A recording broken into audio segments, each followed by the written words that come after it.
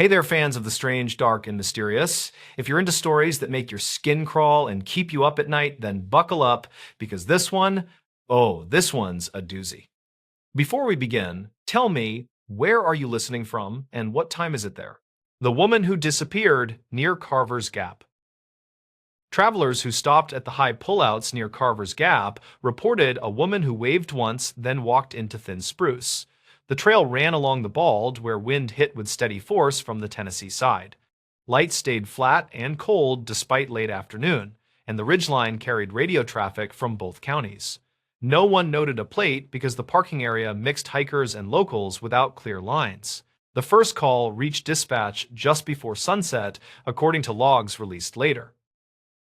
Her name in the county file from 2009 matched a teacher who had moved between Carter and Avery over several years.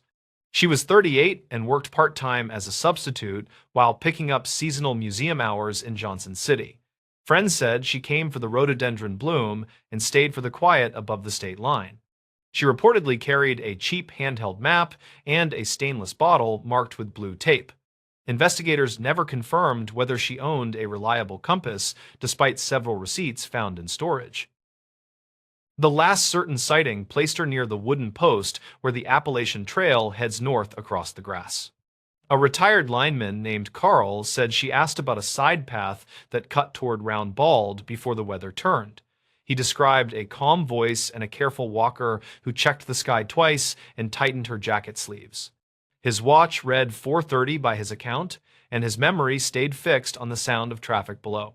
Some locals claimed Carl changed the time later, which state records do not fully address. Dispatch logs mark a second report from a couple who parked beside a dented sedan with faded county stickers. They watched a woman stand near the information board and fold a copy of a trail brochure into a narrow strip. The man recalled her glancing at a silver pickup with an aftermarket light bar, then stepping away without hesitation. The woman recalled a slight limp that appeared only on the downhill portion near the first switchback. Records conflict on whether those statements were taken the same night or days later. Rain moved across Roan High Knob after dark, and patrols split between the paved lot and the forest roads. A ranger from the North Carolina side coordinated with a deputy from the Tennessee side using a shared radio channel. Volunteer searchers gathered near Carver's Gap just after midnight and walked grid lines under steady drizzle and shallow fog. They found boot marks that matched her size near a side trail where moss hid pooled water. Investigators never confirmed those impressions because runoff smeared edges before a cast could cure. Archived notes mention a lightweight day pack found under low branches around a quarter-mile from the main path. Inside were snack wrappers and a folded paper with a grocery list and a museum shift date. A phone sat in the outer pocket with a drained battery and a hair elastic wrapped twice around it. The screen held shallow scratches but no cracks, and the case showed a faded tourist sticker. Technicians pulled the card and recovered brief texts that ended earlier than the last reported sighting. Avery County reports list two unconfirmed leads involving a silver pickup seen idling near the pullout before rain. One hiker said the truck crept past the lot twice, which he found strange given poor visibility and slick pavement. Another hiker said the driver leaned forward and checked the mirror often while the engine surged at irregular intervals. Investigators never confirmed whether the pickup belonged to a local contractor who worked on fences near the highway. Records conflict on the license digits and the description of a sticker behind the rear glass. State records show a previous call involving the same teacher on Roan Mountain during early spring of 2019. She reportedly got turned around in sudden fog near Grassy Ridge and waited beside a cairn until voices approached. The party who found her said she stayed calm and kept talking about frost hollows and bird calls to stay oriented. An incident note described firm boots and a careful pace with brakes at regular intervals despite dropping temperature. Investigators never confirmed whether that episode affected her later planning or gear choices before June. In the week after the disappearance, family and colleagues organized small teams and checked shelters to the north. A museum co-worker carried printouts and asked pieced questions at hostels and gas stations between Elizabethton and Banner Elk. Several people remembered her spending coins on coffee and a pastry at a market near Roan Mountain State Park. Others insisted they saw someone else with similar hair and a similar jacket, which complicated the running timeline. The county file from 2009 contains those notes without a firm ruling on identity. A storm knocked power lines across the ridge and slowed organized searching while crews worked along the highway's shoulders. Helicopter support reportedly stood by until wind readings dropped into a safer band above the open balds. Heat signatures came and went as fog shifted across gullies and pooled in low draws between thick spruce. Teams marked possible tracks that crossed and recrossed animal prints near a wet seep where runoff gathered. Investigators never confirmed a single continuous line that matched her boots from the parking area. Weeks later, a trail runner found a stainless bottle wedged under a root beside a shallow step. Blue tape clung to the metal, and a fingerprint technician lifted partials that matched previous samples from her apartment. The cap showed light grit and a torn gasket, which might explain a sweet smell noted by two searchers. Some locals claim the bottle had not been there during early sweeps, which raised questions about movement after rain. Records conflict on when the site was first photographed and tagged for follow-up. The apartment in Johnson City held careful stacks of notebooks and a shoebox filled with admission stickers. One notebook mentioned a plan to walk the balds alone to map views for a lesson about settlement routes. Another page listed bus times and an alternate ride from a coworker whose statement later changed on 2 points. The coworker first said she offered a ride to the Gap, then said she offered a pickup from the Gap. Investigators never confirmed either offer, which left timing gaps across the late afternoon window. Bank records show a small withdrawal that morning and no further activity after the day of the hike. A library card saw used 2 days earlier for field guides that matched the notes found near the day pack. A phone account tied to a prepaid plan rolled over minutes on schedule without manual action from family. Technicians found no logins after the last tower handshake near the state line on the ridge. Dispatch logs carry that timestamp and mark it as the final verified ping. A rumor formed around an old farm road that drops toward a creek where anglers leave crushed cans. A property owner told deputies about a woman who waved once near a locked gate before stepping into Laurel.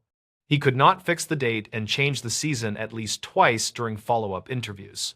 His dog growled at the brush that evening, and he found cords of stacked wood disturbed along the fence. Investigators never confirmed the account, and state records caution that memory shifted after news coverage. Later that summer, a faded sedan matching the parking lot vehicle was towed from a private lot near Elk Park. A shop owner said the driver left it overnight and never returned to settle a quoted repair. The owner thought the driver was male based on height and a cap pulled low across the brow. The tag returned to a different county, and paperwork took time because of mismatched mailing records. Archive notes say the lead produced no direct link to the missing teacher despite initial excitement. By fall, snow brushed the high grass, and searchers changed tactics to check drainages for winter evidence. Teams followed game trails where leaves bridged small streams and gusts erased prints within minutes. A jacket scrap turned up near a low snag, but color comparisons did not match clothing in photographs. A volunteer insisted the fabric felt similar to a liner she wore during spring trips on the same ridge. Investigators never confirmed the match, and records conflict on whether the sample was cataloged correctly. The museum held a small gathering where colleagues read notes about her lectures on birds and trade routes across the mountains. A student recalled her steady pace during a field trip and a habit of counting steps between viewpoints. Another student remembered a hesitant smile that appeared when someone mentioned weather reports and trail etiquette near fragile plants. Some locals claimed she had hinted at moving away, which her sister denied in interviews with a regional reporter. The county file from 2009 keeps both statements without comment on reliability. Winter closed the high road at intervals and ice grew along shaded cuts where plows could not hold traction. Crews marked fallen limbs and flagged slick corners, while visitors stayed lower in the valley towns. The case slipped from headlines but stayed in quarterly summaries prepared for both county commissions. Detectives traded notes about similar disappearances along the border where ridges tangle and lines divide jurisdiction. Investigators never confirmed meaningful overlap beyond weather patterns and occasional vehicle descriptions. In spring, a new ranger reviewed the folder and walked the first 3 miles north at dawn. He carried the printed dispatch logs and paused where the bale wire fence dips near a wet meadow. He noted how sound traveled along the bald and how voices blended with trucks grinding up the grade. A sudden shift in cloud shadow hid the post where the trail turns and the path narrowed near wind-stunted trees. His memo suggested a simple misturn compounded by weather and fatigue without clear evidence of intent. Years have not settled the case, and no court file closes the matter with certainty. Reportedly, a hiker sometimes meets a man who still repeats the time and the steps and the exact wind. He stands by the wooden post and points where the grass folds over and the path looks wider than it is. Some locals claim she walked out on a different day and left by a service road near the towers. Investigators never confirmed that ending, and records conflict enough to keep the question alive near Carver's Gap. The cabin door that never opened in Hoonah, Alaska. Locals in Hoonah still mention a cabin off Port Frederick where a door reportedly refused to open during a search.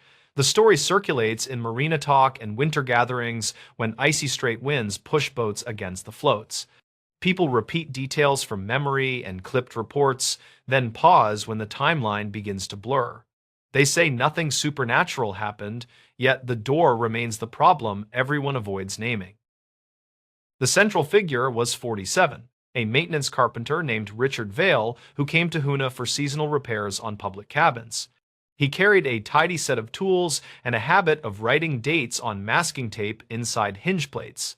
His stated goal was simple work and steady pay, while his brother managed their mother's treatment in Juneau. He rented a room above the harbor office and paid cash for fuel and dry goods. According to archived notes at the city office, neighbors saw Richard wheel a cart of lumber down the boardwalk on a Wednesday. The weather held bright and cold, with early ice clinging to the shaded rocks along the shoreline. He loaded the skiff before noon and told a harbor aide he planned to check a cabin up Port Frederick by evening. The aide reportedly reminded him about a predicted squall that might arrive after nightfall. Dispatch logs from that week show routine calls for ferry coordination and a stranded truck near Game Creek.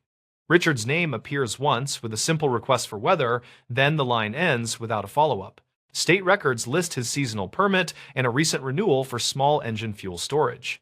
No citation or complaint mentions him before the date the cabin door enters the file. A fisherman named Caleb Norton, 58, told friends he saw a skiff hugging the inside of Crab Bay that afternoon.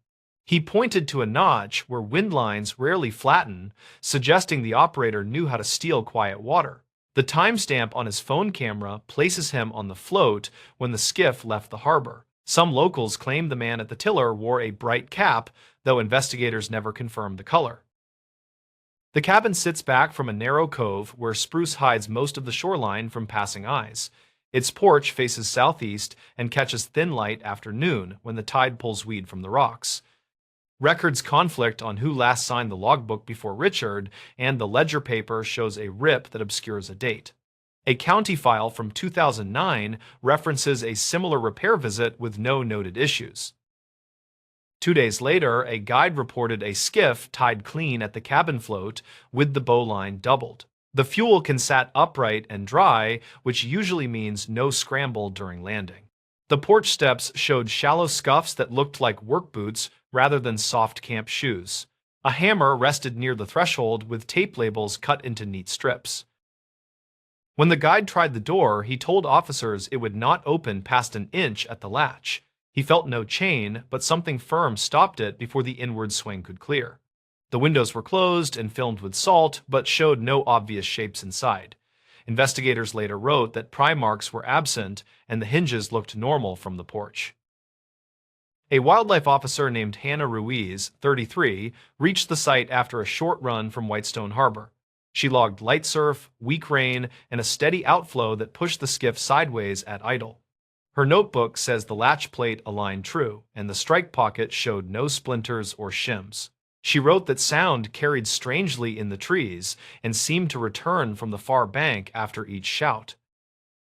They removed the hinge pins and tried to lift the door straight, which should release a standard interior catch. The slab rose a thumb's width and settled again as if trapped beneath by a weight.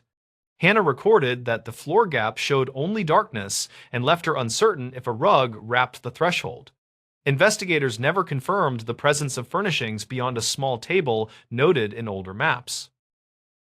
A second attempt used a slim wedge to feel the interior space, guided by a small light and careful hands. The wedge met resistance that felt like stacked boards or a cabinet pushed flush, though measurements failed to agree. Some locals claimed a new cabinet had been delivered that week, which warehouse staff later denied. State records include no invoice for that item under Richard's seasonal account. They circled the cabin and checked every window frame for pry damage or fresh putty that might suggest an interior brace. One corner showed a streak that looked like boot rubber near the sill, leading back toward the steps in a faint arc.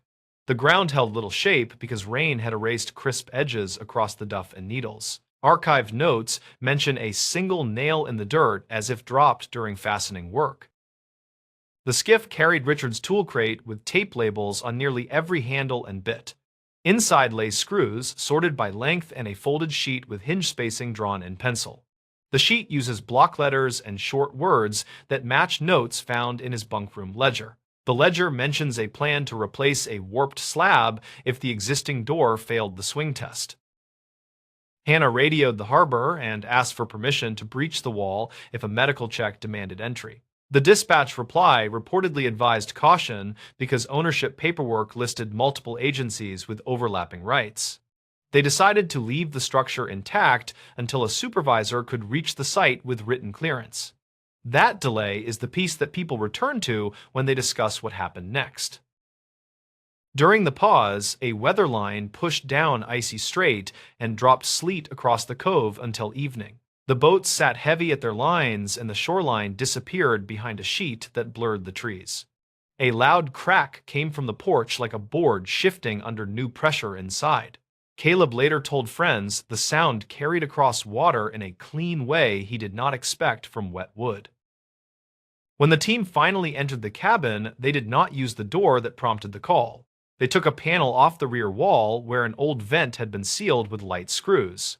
The interior smelled of resin and cold ash from a stove that held no visible ember. Notes describe a floor swept clean and a cot made with square corners beneath a wool blanket. The obstruction proved to be a cabinet frame set tight against the latch side with shims that pressed the slab inward. The frame showed careful cuts that matched Richard's tool marks and tape labels for orientation. A finish nail still held a piece of blue tape with a handwritten arrow pointing toward the jamb.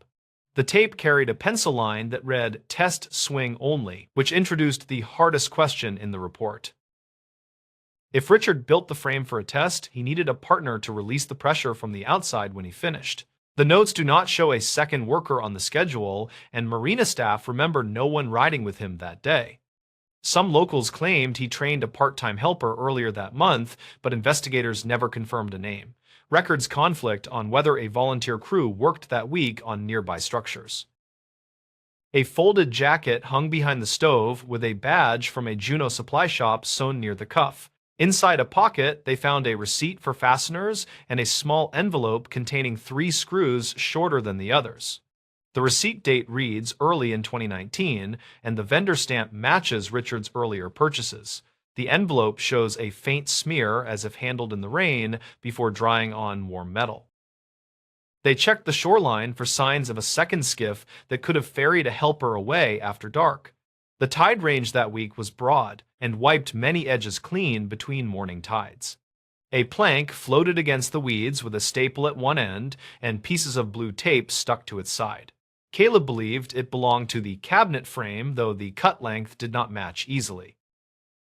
The cabin journal waited on the table with 3 lines that appear in Richard's careful hand. The first lists hinge spacing and a reminder to check swell along the bottom edge before planing. The second notes a stiff turn at the latch and a light bind he planned to measure again after tea. The third reads, "Door doesn't open and stops short at the margin without a period." A day later, a private pilot reported a lone figure near the mouth of Game Creek carrying a coil of line. The sighting time sits close to dusk when the flats take color and distance grows hard to read. The pilot reportedly radioed a brief note, then banked toward Teneke before weather closed the gap behind. Investigators never confirmed the figure's identity, and the area held no clear prints the next morning. State records show no bank activity on Richard's account after that week, and his room key remained on a nail. His brother came from Juneau and stood on the dock while officials summarized the findings from a short clipboard. He asked whether the doorframe could trap a person by accident if a shim slipped under load.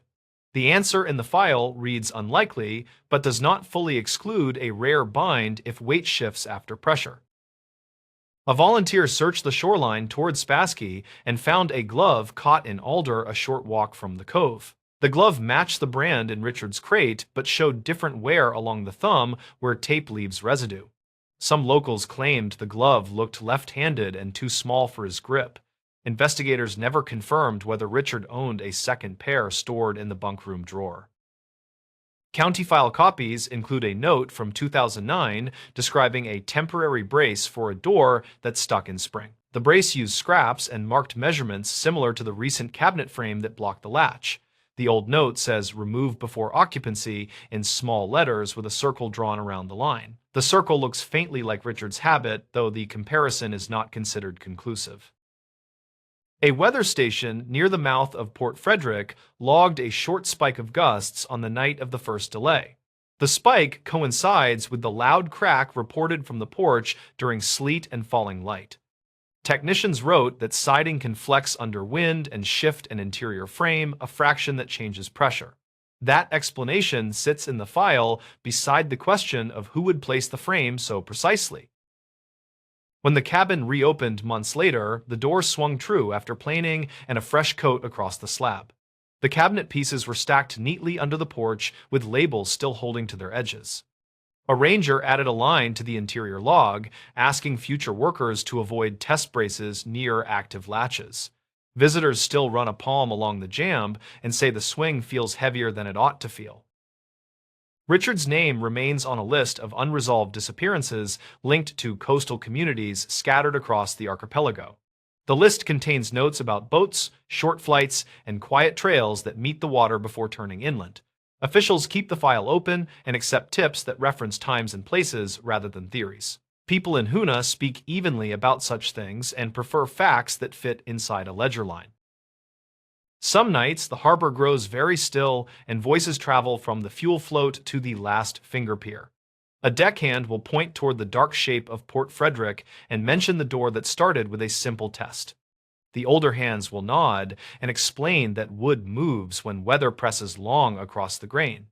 Then the talk returns to ordinary work, while the cove lies quiet behind the trees. The stories. The motel room safe with a secret ledger. The motel sat just off a two-lane highway that curved through a stretch of desert where radio stations faded to static.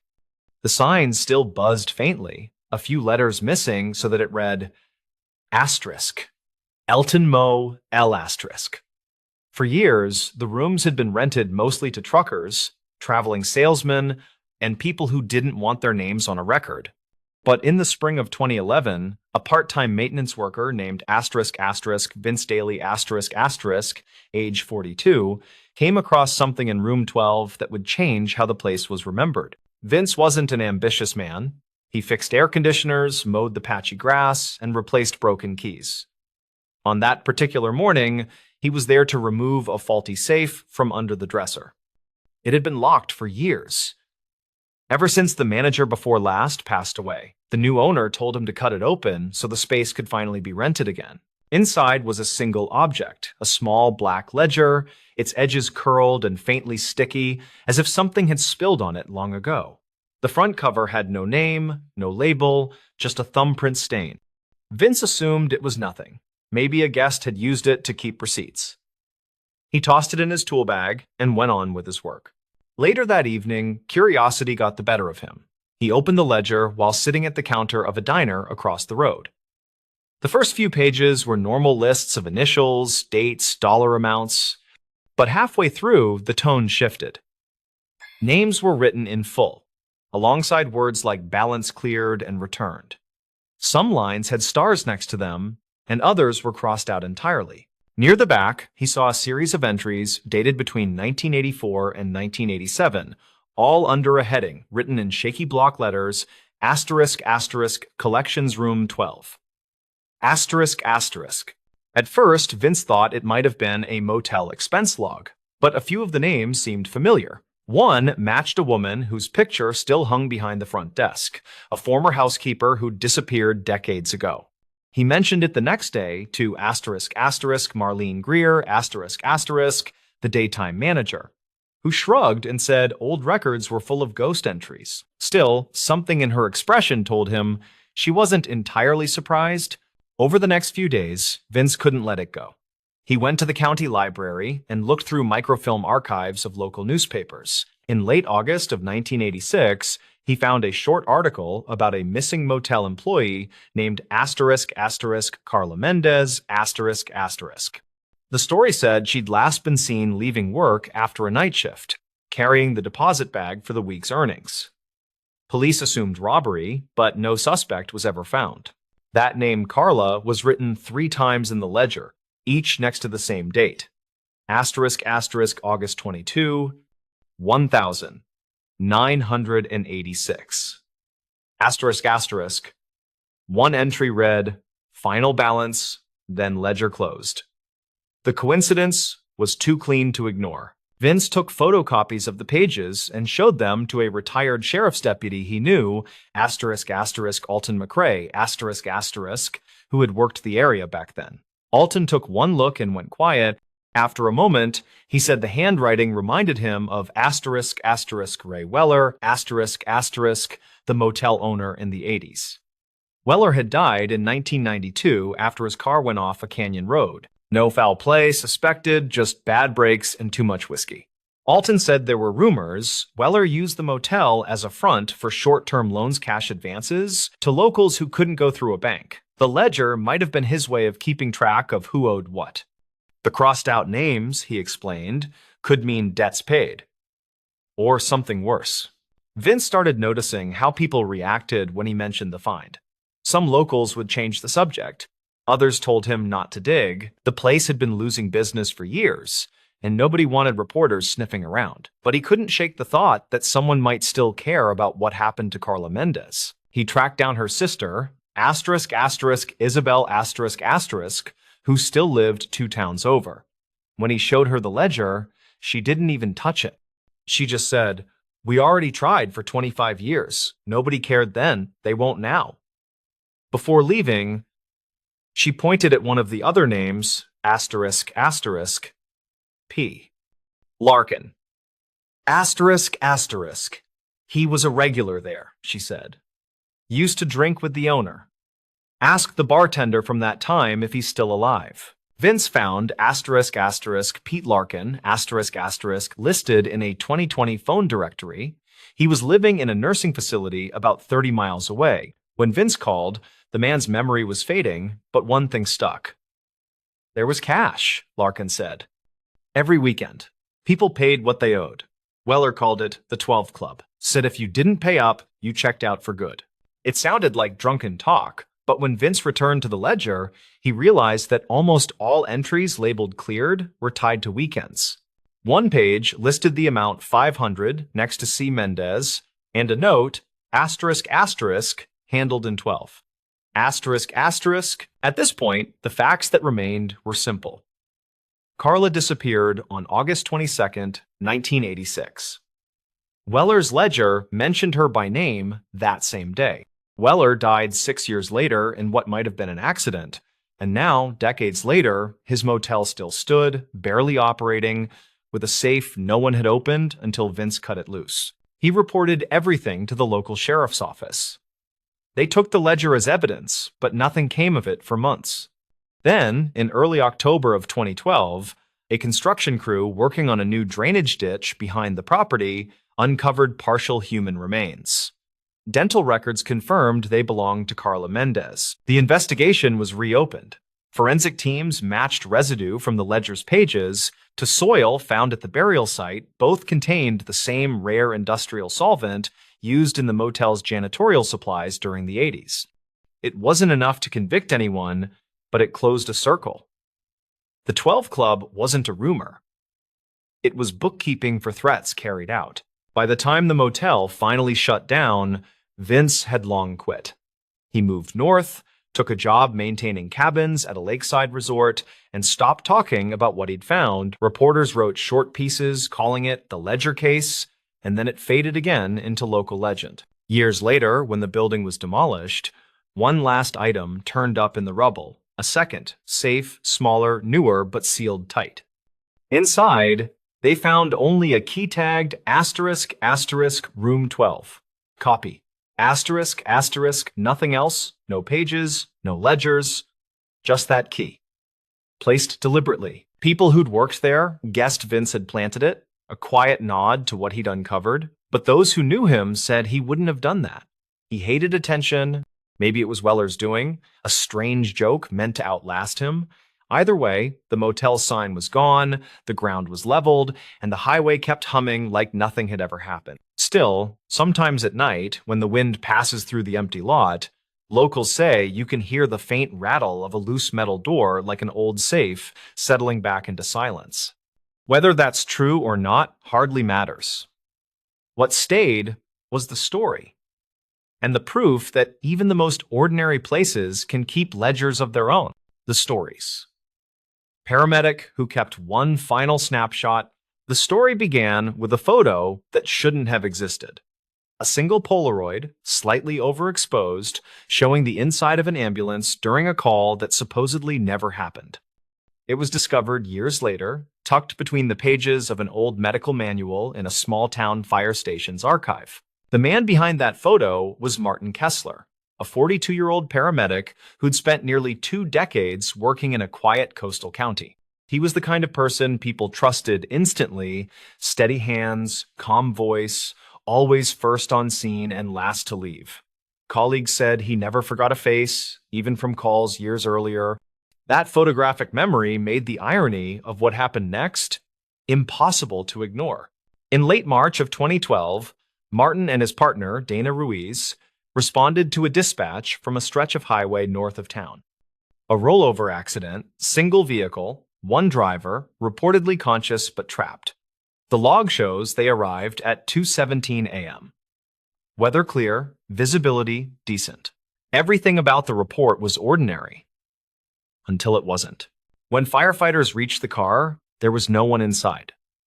Seatbelt unbuckled, airbags deployed, engine still ticking from heat, no footprints in the gravel shoulder, no sign of struggle. Dana's field notes mention Martin standing there longer than anyone, staring into the dark beyond the guardrail, as if waiting for something to move. He didn't say much on the drive back, just, "It doesn't feel right. Someone was here." The next morning, Martin called the dispatcher, asking for the driver's name.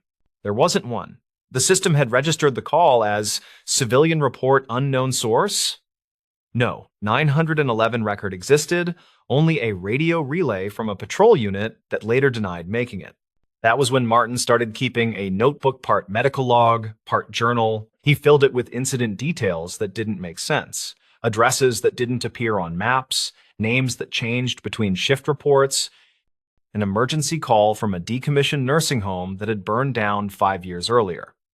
Dana joked it was his ghost file, but Martin treated it like evidence. In mid-April, station archives show him requesting a portable camera from inventory, the kind still used for accident documentation. He said he wanted backups for reports. No one questioned it. That camera became the source of the one photo that remains. On May 5th, Martin responded alone to a cardiac distress call in a residential neighborhood.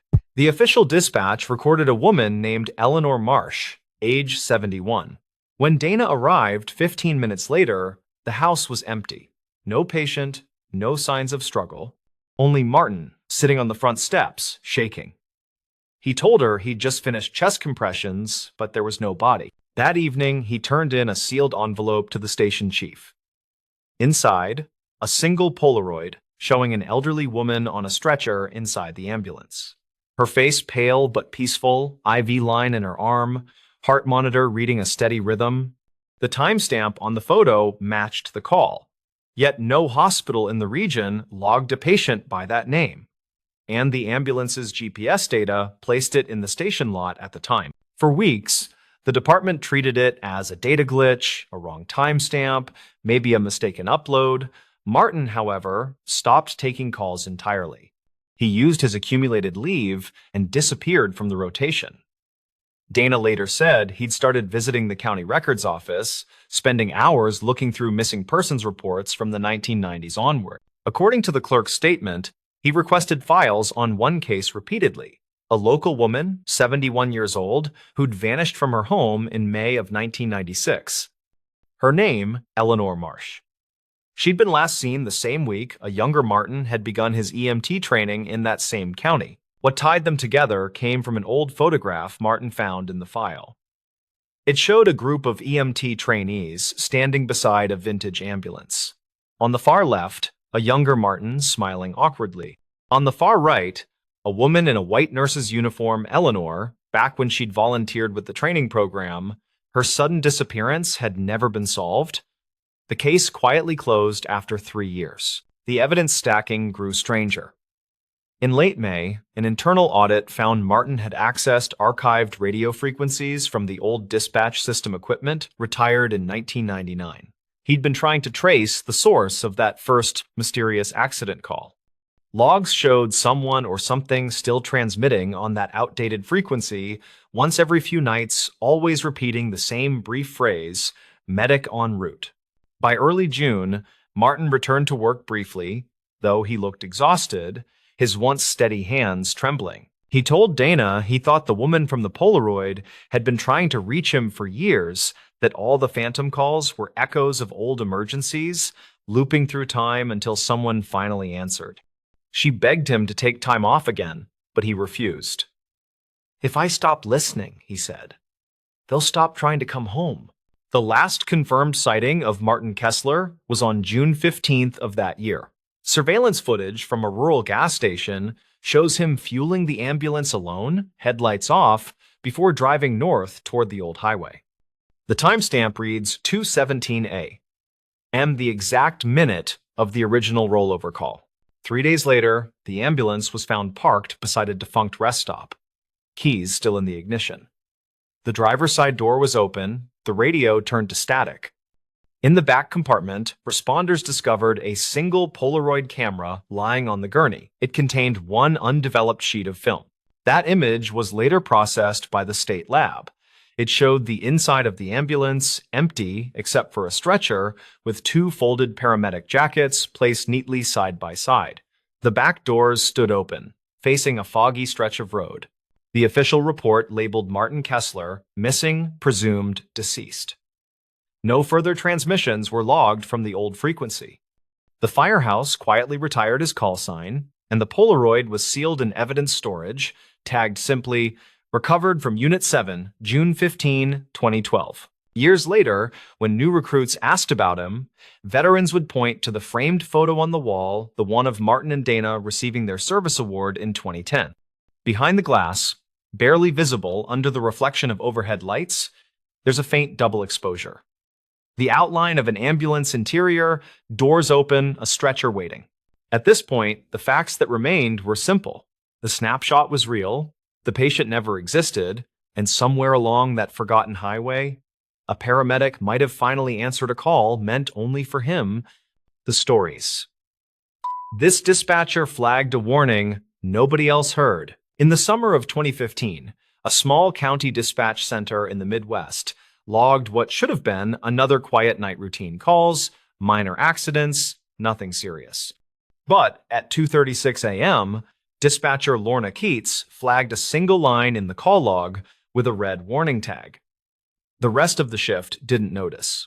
12 hours later, a missing person report came in from the same road. Lorna was 52, a mother of 3, and one of the few veteran dispatchers still working nights.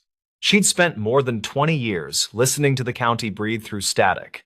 Drunk drivers, runaway teens, distant gunshots that usually turned out to be fireworks.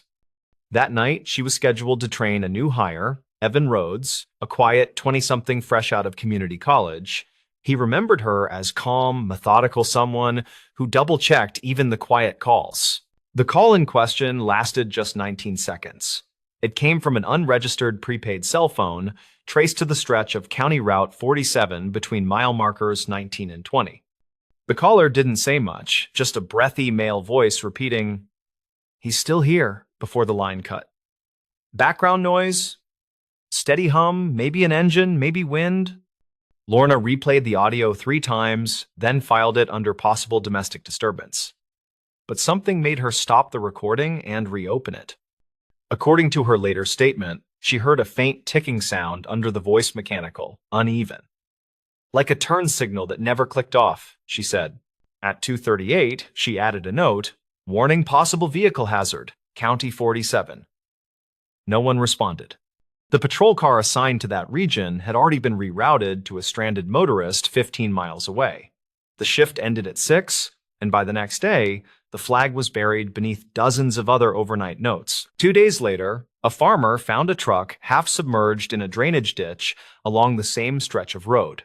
Inside was 30-year-old Bradley Norham, a construction worker from a nearby town. Engine still idling, phone missing, seatbelt unlatched. Coroner placed the time of death around 2:40 that same morning, within minutes of Lorna's flagged call. County investigators wrote it up as a single-vehicle accident.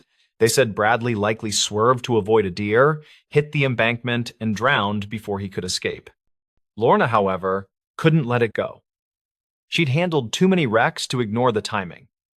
The ticking sound, the phrase, "he's still here," the untraceable number, it didn't add up. A week later, she retrieved the audio from archive storage and took it home on a thumb drive. Her husband found her replaying it that evening, headphones pressed tight, not speaking for almost an hour. She said she thought she heard 2 different voices, one layered under the main one. A whisper, or maybe a radio echo, she told him. He dismissed it as interference, but Lorna wasn't satisfied. She called the phone company listed in the report, Westridge Cellular, to ask about prepaid tower logs. The representative told her the call had pinged off a repeater near Old Mill Road, 2 miles east of the crash. Problem was, that tower had been offline for maintenance between midnight and 3 a.m. She double-checked through county records. The outage was confirmed. If that was true, the call shouldn't have connected at all. When she brought this to her supervisor, he told her it wasn't her concern. "The system hiccups sometimes," he said. "Let it go." Instead, she filed a quiet memo through the internal server detailing her findings and sent a copy to a friend in the State Highway Patrol. The friend, Officer Miriam Cole, kept the note, but admitted later she didn't think much of it until months afterward. Then, in November of that year, a storm knocked out power across the same district. During the outage, technicians discovered a repeater box still running from an auxiliary generator, a model decommissioned years earlier. Inside it was a burned SIM card fused into the port. Serial number partially visible. It matched the first digits of the untraceable phone from Lorna's warning. This detail never made the official report. A small internal inquiry followed, but concluded there was no functional link between the repeater malfunction and any known incident. By that point, Lorna had already transferred to a day shift. She told coworkers she didn't want to hear the night anymore. Years later, a regional journalist researching abandoned communication systems stumbled on the archived memo. The journalist, Alan Marin, interviewed Lorna at her kitchen table in 2020. By then, she'd retired and moved to a smaller town near the river. In the recording, which he later shared for a local podcast, she said something quietly that caught his attention. "You know what gets me?" he said. "He's still here." Not, "I'm still here." Someone else was supposed to hear it. Alan followed the breadcrumb trail dispatch logs, weather reports, the crash file, and that malfunctioning repeater. He found that the generator inside had been serviced twice after its supposed decommission date, each time by a subcontractor called Northspan Utilities. Northspan had folded in 2013, 2 years before the incident. Whoever maintained that repeater after the shutdown wasn't listed in county records. Alan managed to contact one former Northspan technician, a man named Dennis Harlow. Dennis said that in the early 2000s, some repeaters were used to piggyback maintenance frequencies for nearby rail lines. It was a cheap way to test emergency signals, he said. But it was never supposed to overlap with civilian channels. If it did, you'd get bleed-through, like ghost calls. Ghost calls. That term caught traction online when Alan's podcast aired, though Lorna hated it. She said the word ghost turned it into superstition, not signal bleed, not malfunction. Still, she admitted the possibility haunted her. The crash site, the voice, the timestamp, they lined up too neatly. In 2021, the county repaved Route 47, covering the drainage ditch. The wreckage was long removed, but for maintenance training, new dispatchers were still shown the red-flagged log from that night as a case study in procedural diligence. The warning nobody else heard became a quiet legend among the staff, half cautionary tale, half proof of how easily small details slip away. What remained were fragments. The 19-second clip archived under a generic file name, the memo Lorna wrote, the service invoices from Northspan, and the coroner's note listing water in the lungs. Each on its own could mean nothing. Together, they formed a pattern too odd to ignore but too thin to prove. Lorna passed away in 2023. At her retirement gathering the year before, a few old colleagues brought up the story. She just smiled and said, "It was probably static." Then, according to Evan, her trainee from that night, she added quietly, "But static comes from somewhere." At this point, the facts that remained were simple. One call, one warning, one man dead on a dark county road. The system logged everything perfectly except for the truth behind that 19-second window. Whether it was interference, a misrouted test frequency, or something else, no one could ever show exactly who made that call or why it stopped where it did. Still, in the dispatch training manual filed a few years later, there's a footnote beside Lorna's case study. It reads, "Always listen twice before you clear a line." No capital letters, no bold text, just quiet advice embedded between procedural codes. A reminder that sometimes the sound we dismiss as noise might be the only signal that matters. The stories. What stayed behind in this motel room window? The room was standard. 2 beds, a humming wall unit, and a window that faced the parking lot where big rigs idled through the night. What didn't look standard, once the sun rose low and flat, was the faint writing that only appeared across the glass at a shallow angle backward, patchy, like a message scrubbed hard but not gone. Rhea Mallory, 37, an insurance field adjuster on a week of hail damage claims, noticed it as she packed. She had meant to drink the motel's thin coffee, make 2 calls, and hit the interstate before the heat came up. The plan wobbled when the gold light caught on the pane and stitched a sentence out of streaks. She leaned close. 3 words. Reversed. As if intended for someone outside. The first resolved quickest. He. The second took longer. Was. The third broke into stuttered islands before joining. Here.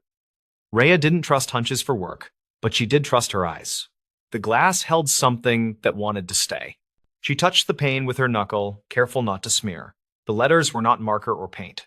They looked like oil lifts, the kind that come from fingers pressed to a clean surface, then wiped without full success. Years of photographing dent patterns and windshield webs had made her look for directionality, downstrokes, stopping points. The H's verticals were heavier at the top. Somebody had reached up to write it.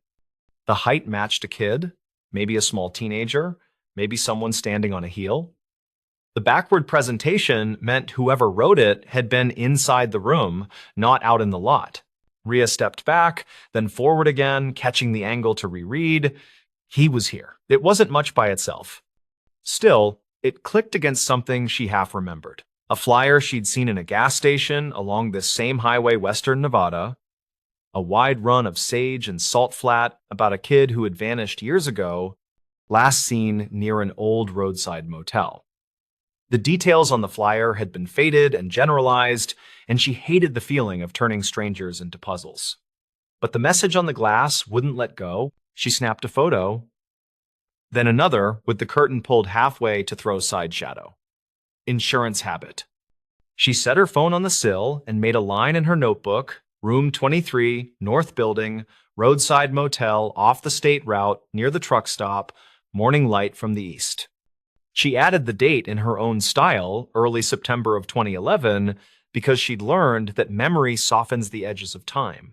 Down at the front desk, a man with the posture of a coiled garden hose slid a receipt across the counter. He wore a shirt with a stitched name. Denton Kroll, property manager.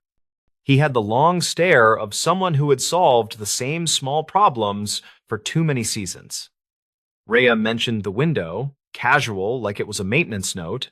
Cleaning streaks, Kroll said. Windex when the sun hits. He tapped the desk with a capped pen. Happens. Could be, she said. It looks like words, though. Backward, like someone wrote from inside. People do all kinds of things to glass, he said, not looking up. Kids breathe and draw hearts. Guests leave handprints. Our crew wipes it down. Since when have you managed this place? Rhea asked. Still casual. Late 2000s, he said. Before that, it was old Mr. Levitt's. He let things slide. We've replaced a lot of panes, Truth told. He would not say more, and she didn't push. It wasn't her business. She was there for roof photos and the Dent farm on a fleet of sedans. But curiosity has a way of hiring a seat beside duty. Back in the room, she stood the motel stationary on edge to catch more oblique light. The letters resolved again. She took a slow breath, then put her phone on voice memo not to narrate, just to capture the ambient hum and her measures. A trick a photographer had taught her to anchor memory later. The air smelled like old cleaner and the metal tang of the window track. Her internal clue came by accident. When she slid the curtain fully open, the bottom hem snagged on a plastic spacer in the aluminum frame. The spacer was cracked, held with a sliver of old tape. The tape wore a different sheen than the rest of the frame. Brittle amber with torn fibers pressed into it. On top of that tape, ground into the glue, lay a tiny fleck of blue wax, the kind cheap crayons leave. Someone had taped something in place, maybe a page, maybe a label long enough for wax to settle. It matched the backward writing. If a sign had ever been stuck there, it would read correctly to the room. She wrapped the little tape shard in the motel stationery. Not as evidence she wasn't law enforcement, but because it felt wrong to leave it to a vacuum head. She took macro shots of the frame, the spacer, the wax fleck, and the area of glass where the words showed best. Then she checked out, turned in her key card, and drove to the first claim 2 towns over. She told herself it would end there. It didn't. At lunch in a diner with counter stools and a corkboard of lost puppies and church suppers, she asked the waitress if the motel had any stories. The waitress, thin braid, name tag reading, Paloma rolled her eyes. Depends on your appetite, Paloma said. Folks, stop, sleep, leave. Years back, a trooper sat there with coffee for a week straight. Didn't say why, just watched the door. Remember when? Rhea asked. Late 90s? Maybe early 2000s? Paloma said. Time fuzzes. He had a name like Otero, or something like that. People said a kid was missing. No one talked specifics. Rhea looked at her phone photos again in the car. He was here. She tried to leave it alone. That night, at another motel 2 counties away, she gave in and called the number on a public information page she found for the State Highway Patrol. A desk officer forwarded her to a sergeant who handled cold inquiries. She left a measured voicemail, using evidence terms that felt correct to her station. I'm calling about a motel window in Western Nevada. Room 23, North Building.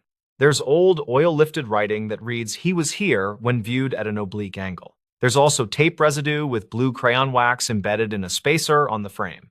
I'm not asserting anything. Just saw it, photographed it, and thought it might matter if there were any archived calls tied to that property. A day later, a woman called back, voice steady, words spare. She introduced herself as Sergeant Mara Vickery. Rhea put her on speaker and laid out exactly what she'd seen in order. Vickery didn't indulge or discourage. She asked for the photos and the exact position of the room relative to the parking lot. She also asked about the condition of the glass scratches, chips, or a logo in the corner that would indicate the manufacturer and tempering date. Rhea checked. The corner carried a faint etched mark. She had to tilt it hard to read. She wrote it down. Vickery hummed. The way someone does when a thing aligns with a file in memory? Here's what we have, reportedly, Vickery said. In late spring of 1999, a teenage boy traveling with extended family was reported missing along that corridor. Last confirmed sighting was a convenience store, 2 exits from your motel. Dispatch logs note a search and a hotel canvas. Witness statements varied. No sign. The case is cold, not active. We do not discuss names. Her tone made a boundary plain without being harsh. I'm not asking for any names, Rhea said. I can send you everything. One more thing. There's a crack in the plastic spacer on the frame that's been taped over for a long time. The tape is ambered. There's blue crayon wax ground into it that felt like it was from inside, not outside. Copy that, Vickery said. Send what you have. Rhea sent the photos with a short note. She expected silence. Instead, Vickery called again the next afternoon. The mark you read on the glass etching is interesting, the sergeant said. It indicates the glass was manufactured in 2003. The motel you stayed in? Our old notes suggest it had original panes at the time of the search in 1999. So, if the panel in room 23 was replaced sometime after 2003, whatever writing you saw could predate that replacement only if transferred in some way. More likely, the writing was made after 2003, meaning the message came later than the disappearance, Rhea said. Most likely, Vickery said. This isn't a TV turn. It doesn't solve anything. But it revises assumptions about timeline and occupancy. It suggests someone connected, or someone who wanted us to think they were connected, came back to that room after 2003. We would need maintenance records to know exactly when the glass went in. It made sense, and it did not hand her any drama. It did offer direction. Rhea drove back after her last claim and asked for Kroll again. She didn't pretend she had authority. She did not hint at leverage. She simply showed the macro photo of the etching and the cracked spacer and asked if he had any records on window replacements. Kroll rubbed his jaw as if checking for new bones. We replaced a batch after a wind event, he said. Glass was whistling. I'll look. He returned with a gray file folder crusted with Post-its. Inside sat stapled invoices with dates in the margins. Early August of 2007, Units 12 through 24, North Building. Supplier, Lima's Glass Service. Installer initials? You mind if I photograph these? Rhea asked. Knock yourself out, Kroll said, and for the first time he looked tired in a way that wasn't irritated, just human. The external confirmation came when Rhea called the number on one of the old invoices and got a man answering on the second ring. Lima's, he said. Hector speaking. He remembered the job, long run of aluminum frames that had gone chalky from sun, Hector Limas said. We swapped panes and spacers where needed. I had to rig a few things because the sill channels were bent. We didn't touch curtains. New tempered glass stamped 2003 because that's what the distributor had bulk. Do you remember room 23? Rhea asked, knowing the question was broad and that memory is a wide net. Vaguely, he said. I remember one where the inside of the glass looked fingerprinted even after cleaning. We assumed someone had handled the pane before it cured. The housekeeper complained the smears came back in certain light. We used ammonia. It didn't fully lift. That's not unusual. Oils can ghost. Did you ever see writing in the oil? She asked. Could've, he replied. I don't read windows for stories. We replaced what was cracked. You're talking ghosts. They happen. If you think it's more, tell the troopers. She had already done that. She thanked him and wrote his comments down exactly, adding reportedly and remembered vaguely, because precision and humility can keep a story honest. Over the next week, Rhea kept doing her real job, hail dents, roof lines, signature blocks, while she let the window gather its own weight. The sergeant called one more time to say they had pulled the motel's old work orders. The pane in room 23 had been replaced in early August of 2007, matching the invoice. Maintenance logs around that month showed a housekeeping note. Writing keeps showing on 23 window. Tried vinegar. Still shows in morning.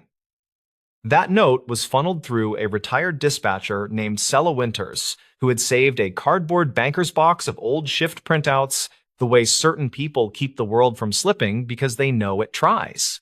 A quiet logic emerged. The boy missing from 1999, and there was never a name spoken, could not have written he was here on a piece of glass installed 8 years later, unless he returned. That didn't guarantee that he had. The message could have been a relational echo, a cousin, a friend, someone marking grief. But the tape shard and the wax fleck told another piece. The blue wax had come from a cheap crayon, likely pressed while paper was taped inside the frame. That suggested a small person sitting there, drawing, or someone steadied a page while trying to line up letters against the glass. The residue was on the inside spacer, not outside. That meant a moment happened in the room, not on the lot. Vickery asked a small favor that Rhea could do without crossing lines. Return to the room and try to lift a better photograph with crosslight. Rhea booked herself back into the motel on her own dime at the tail end of a loop. She requested 23 and got it after a shrug from Kroll. She came prepared with nothing fancy, just a black foam board to bounce light and a cheap angled flashlight from a hardware store. When the first edge of sun moved off the far hills, the letters bloomed again. She fixed the angle with books and the foam board, then took a series at different exposures. In 2 of them, a smudge sat low and right. Below the third word, barely a mark unless you expected it. It looked like a short curve with 2 dots and a drag. Rhea stared until she understood what shape it wanted to be. A crude smiley face, the kind drawn in 3 seconds by distracted hands. In the room notebook, decades old, Sella Winters had jotted a dispatch aside in 1999 that mentioned the kid's habit of drawing quick smiley faces in margins when nervous, according to a teacher's comment taken by phone. That was not proof. It was a soft echo between 2 separate things. Still, the echo categorized itself as relevant. When Rhea sent the new images, Vickery didn't tell her it solved anything. She said, this tightens the inference that whoever made the marks had knowledge of the kid's habits or was the kid. It also keeps the time frame post-2003. At this point, the facts that remained were simple. A pane installed in early August of 2007 kept showing lifted writing when morning light hit right. Housekeeping noticed. The content read, he was here, and, in some readings, a simple face below. Tape residue and a crayon fleck lived on the interior spacer. Maintenance logs matched the install. A glazier remembered ghosted oils. Dispatch logs from 1999 contained an aside about a kid's doodles. None of that made a clean line to cause. It did what good detail does. It removed a few wrong lines. The twist, quiet but firm, landed 2 months later. Not for Rhea's benefit, and not with fanfare. Vickery called to let her know that, in reviewing archived calls surrounding the motel, a short anonymous tip from late summer of 2007 had been found. The caller, whose voice was masked by the crush of a payphone, had said only, check the north building, 2nd floor, room by the ice machine. Mornings show messages. The number had been a dead end then. The note sat in the file without connection because no one had compared it to the install logs. Now they matched. The pane had just been replaced. The message, then, could not be a relic from before the disappearance. It was a marker laid down later, possibly by someone who had returned to a familiar place to say something without saying much at all. Rhea asked the only question she could. Does this help? It helps me not waste time on a wrong year, Vickery said. Sometimes that's the whole gain. And that was it. No chase, no doors kicked. Instead, a timeline corrected by what stayed behind in a motel room window. Rhea didn't tell the story to anyone who would make it into a campfire shock. She kept the tape shard in a small envelope with the word motel and the date in her hand, even though she knew it had no chain of custody value. It wasn't evidence for court, it was gravity for memory.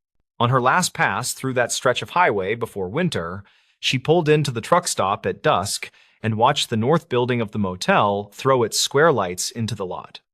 The window of room 23 held the look of any other. A woman in a denim jacket let down the blinds. A kid ran past, dragging a suitcase that clicked over seams. None of them knew what the glass had whispered. That felt right. A real story refuses to belong to whoever tells it the loudest. Rhea stood there until the sodium lamps came up and turned everything the same, tired amber. The hum of diesel engines filled the air, the kind of sound that flattens thought. She thought briefly of the words someone had pressed there with damp fingers and of the faint, silly face below. Not testimony, not confession, just a note at the exact height of a small person trying to leave proof of a breath. The truth in it was not the grand kind. It was the modest, late kind, the kind that lets people who do this work say later, with care, that a thing likely happened in a different month than everyone thought, and that a pane of glass, replaced in early August of 2007, had kept those mornings honest for years. She drove away without looking back, because looking back is for when there's nothing left to file. The motel settled into the dark, the windows settled into shadow, and whatever stayed behind stayed there, just oil, just light, just enough